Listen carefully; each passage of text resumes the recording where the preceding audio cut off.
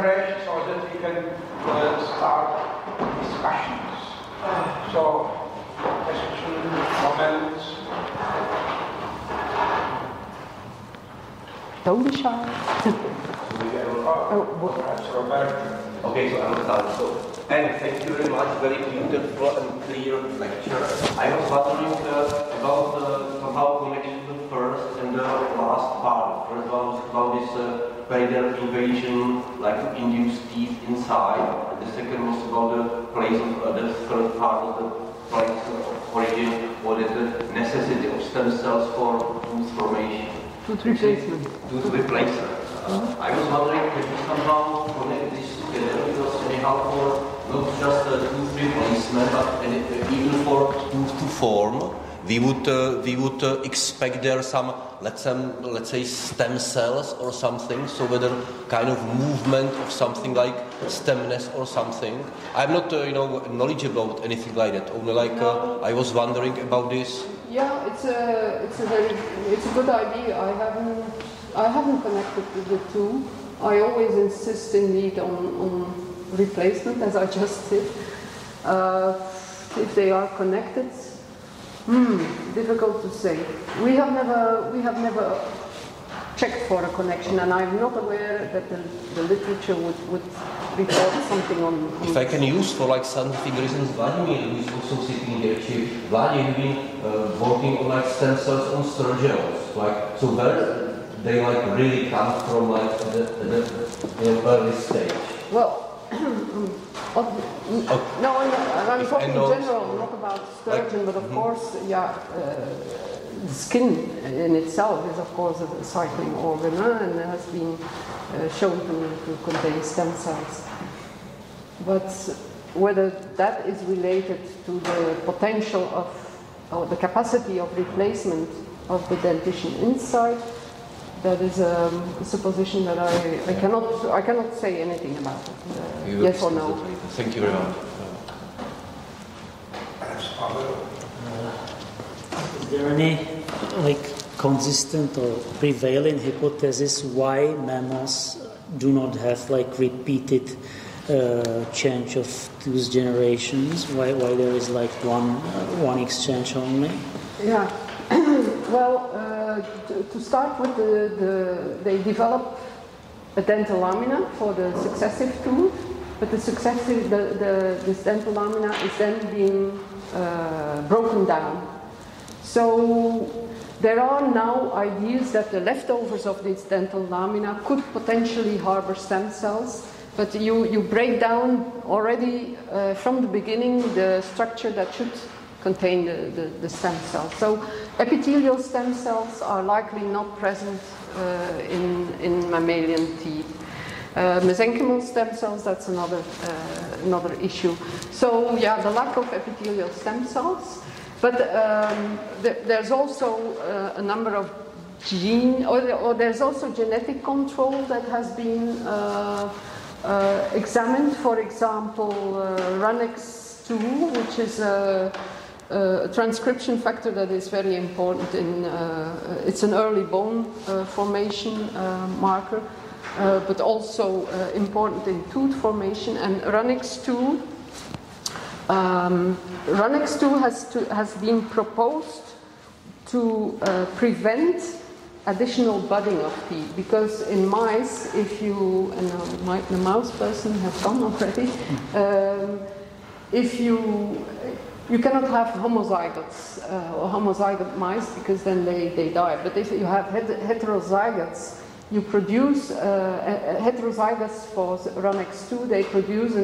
They produce an extra dental lamina, and people that are heterozygous for RUNX2 that display CCD, cleidocranial dysplasia, they produce a third generation of teeth.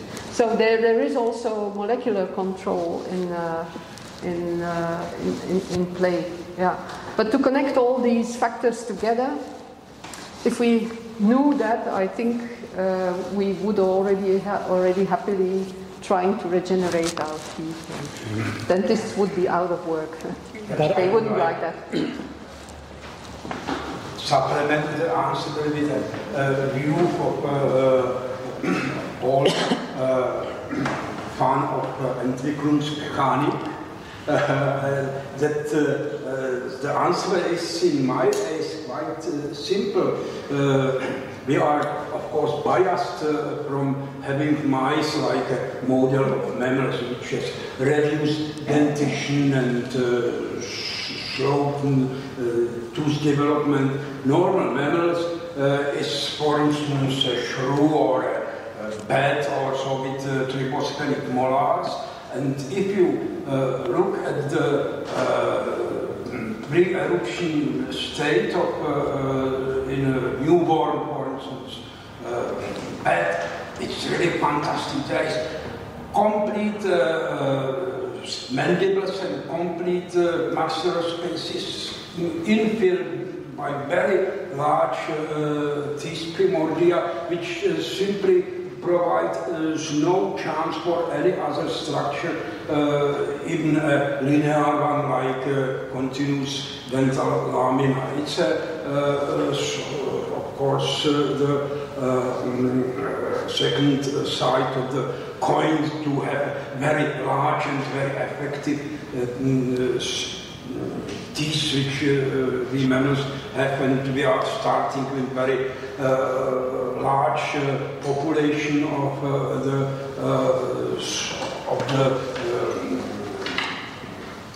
teeth primordia,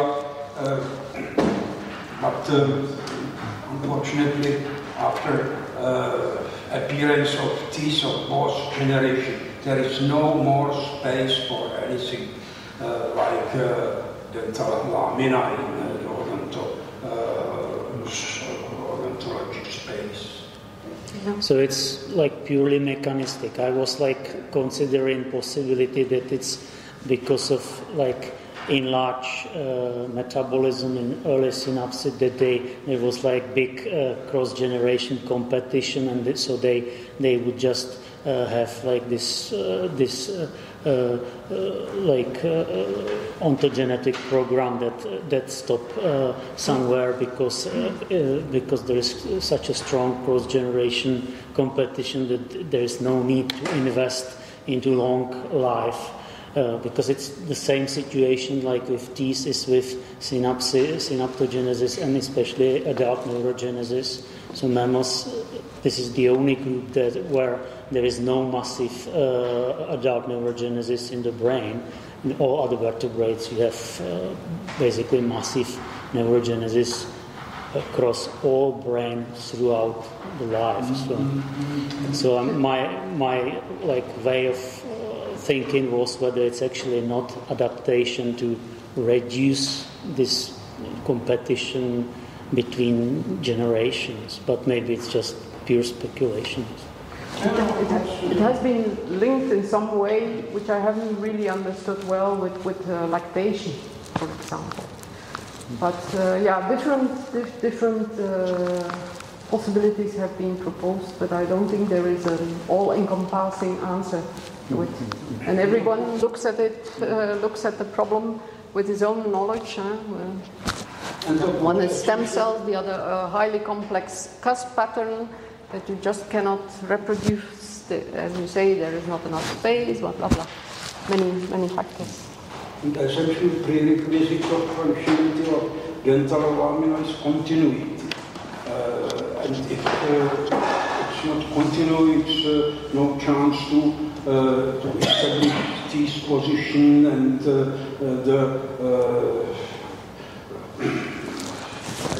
specificities of particular teeth, which is of course essential quality of mammalian dentition. But I'm sorry to interrupt discussion.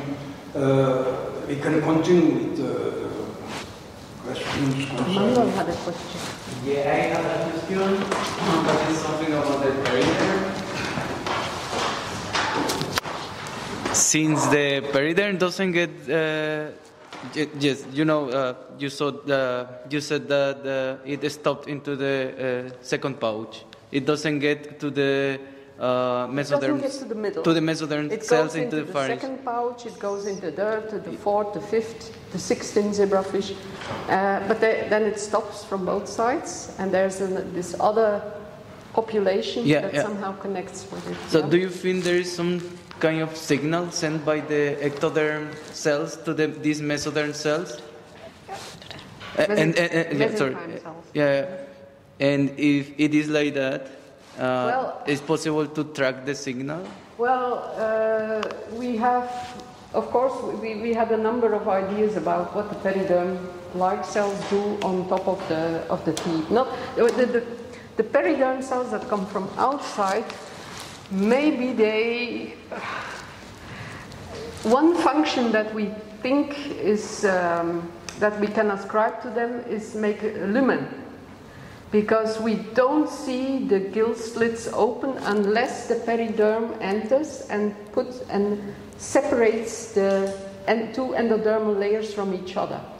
So we think the periderm and the entering of the periderm has a role in opening the gill slit, at least from the outside. We cannot really test that, but there is an analogy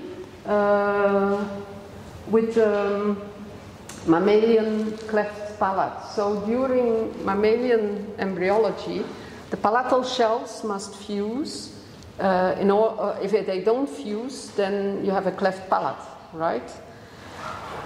In order to fuse, so these palatal shells are also covered by periderm, which has a little bit a different origin, but that's another thing. So in order for the palatal shells to fuse, the epithelium the periderm must be removed, and then the epithelium can fuse. So it looks as here, it's the same function, but working in the other direction. You have a periderm that makes an opening. In mammals, you need to remove the periderm to close. So it's an idea, but we don't really know at this moment how we could experimentally test that. But that is different from the periderm in the middle. So in the periderm in the middle, that is this other population, we have done quite some tests and looked at mutants and looked at signaling pathways. At some point we thought that the periderm does some juxtacrine signaling to the endoderm because of this superimposition of these layers. But we tested that with pharmaceutical inhibitors, we tested that with mutants, nothing. I mean, the teeth happily developed and lived happily ever after.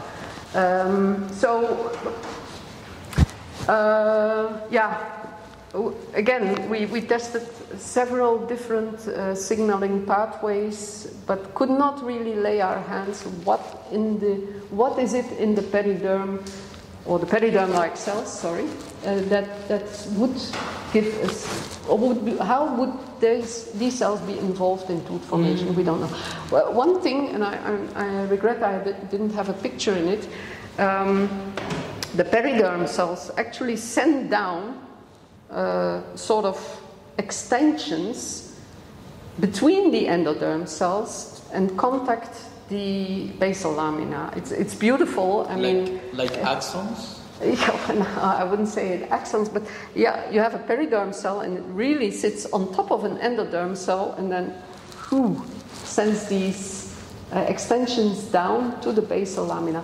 The problem is we see this almost throughout the pharynx. So it's not something specific to the tooth forming area. So again, yeah. Thank you. Lots of questions. In any case, of course, the story of periderm is until the great discovery, and of course, and it evoked a lot of questions concerning how the competence is transferred from the outer periderm to that. Do you think that we'll try to look for the issue, say, with single cell transcriptomes, which could perhaps explain something. I wouldn't be surprised if the proper agent of the migration and the new this attaining competence of Perrier in Endoren would be result of expression of, say, some retroviral endogenous elements, similarly like it is the case, for instance, in the syncytium trophoblast in mammalian reproduction, or with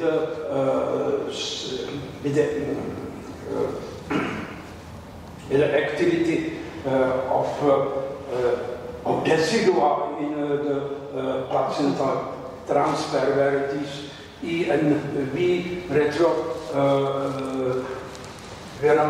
genes are essential agents which modulate the interface. We are currently exploring another very promising road, but this is not the moment, I think, to reveal too much of it, given the camera in the back.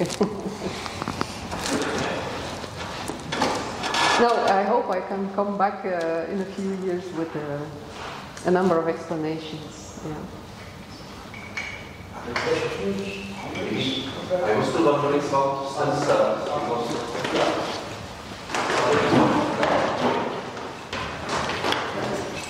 So, and I was still wondering about stem cells, that this was like very heretic or non-trivial, that you exclude both dental lamina and epithelial stem cells from like early teeth of, let's say, normal fish.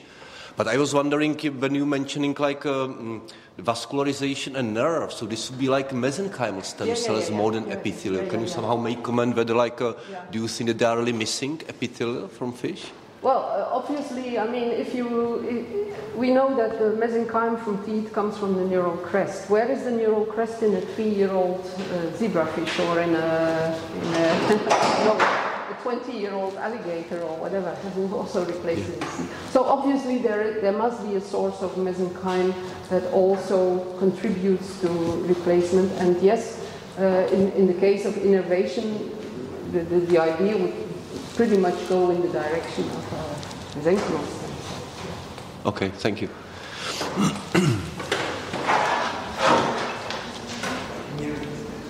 Yeah, my question is whether you are knowledgeable of, because we were discussing the epithelial stem cells and also the mesenchymal stem cells, and well, I wasn't really no. We're doing because we haven't done any work on that yet. Yeah, I'm just curious whether, because in the mouse it was shown that during the development of this ever-growing incisor, you must have a stem cell population, a mesenchymal stem cell population that's associated with Schwann cells and nerves, right? So I'm wondering whether there's any zebrafish strain where you can track these Schwann cells or nerves and see the fate of those cells, whether they're contributing to... The very down-to-earth answer is that we have attempted a few times, well, several times, to obtain funding to look into this, but never got it. That's of course a very easy answer, or a very easy way to answer. I don't know. Because the number zebrafish... of transgenic lines is incredible, so I imagine... because zebrafish would be most relevant or a feasible species to answer that kind of question, right? In sturgeon or... Yeah. You cannot do that, right? Yeah. Because this means long-term fate mapping. I'm sorry? No, I mean this concerns long-term fate mapping. It is a very appropriate model to work on that, yes. Especially, and I alluded it shortly to it, because it has such a nice, predictable tooth pattern. You know exactly where, what, when should come or not come.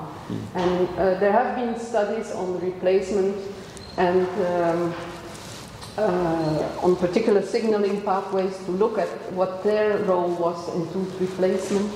But they worked on cichlids, and the variation is so huge individual variation between developmental stages, and so what does it mean if you count more teeth in one individual than in the other? So there are some tricky parts. I think working with zebrafish is indeed very advantageous in that sense. And my other question is whether, in order for teeth to be replaced or to develop replacement teeth, whether you really need to have innervation, because, for example, I would make an analogy. If you have species that can regenerate limbs, you form the blastema, and the regeneration can proceed only in case you have innervation there. So whether we can kind of correlate this or compare this, whether you must have. My question is whether you are knowledgeable of a situation where whether you always have to have nerves.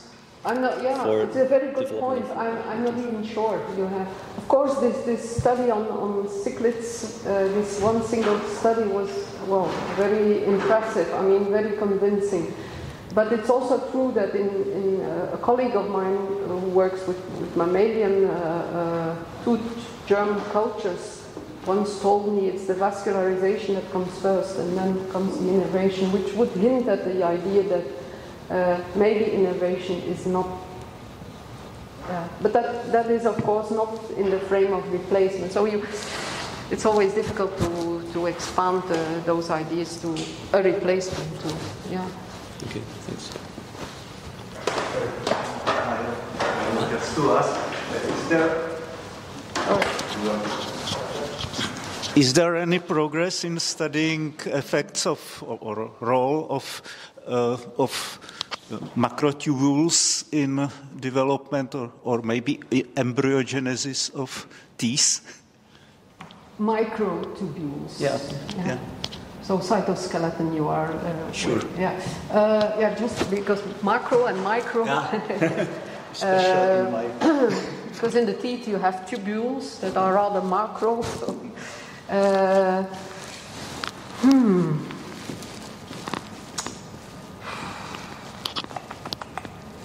I don't know of any. And probably no progress, it seems. So if there was no progress, there was already somewhere a status quo. And what was the status quo then that didn't progress? I mean, role of differentiation of odontoblasts. Okay. Yeah.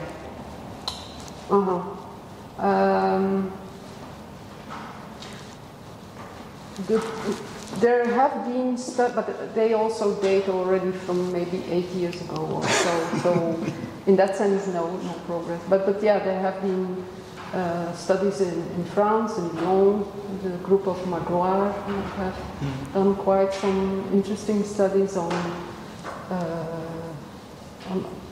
odontoblasts and the electrophysiology of odontoblasts. But I haven't followed up that on recent years. No.